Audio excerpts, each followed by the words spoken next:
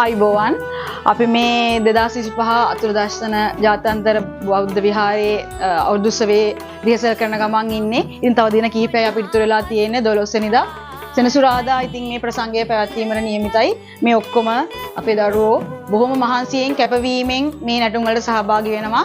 අපි මේ පාර සංස්කෘතිය ගැන අපේ ශ්‍රී ලාංකීය උරුමය උඩරට පහතරට නර්තන වලින් ගොඩාක්ම පොහොසත් සංස්කෘතික අංග වලින් තමයි මේ පාර අපි මේ නැටුම් ඔක්කොම සකස් කරලා තියෙන්නේ. ඉතින් දිවාරය මහන්සි වෙලා බොහොම කැපවීමෙන් හරියට මේ පේ වෙලා මේ නැටුම් ටික කරනවා. ඉතින් අපි දන්න දේ අපි වෙන රටකට ඇවිල්ලා නමී නංගී මමයි අපි ඉගෙන ගත්ත දේ මේ දරුවන්ට දෙන්න අපි ගොඩාක් ඇත්තටම සතුටින් මේ දේවල් කරනවා.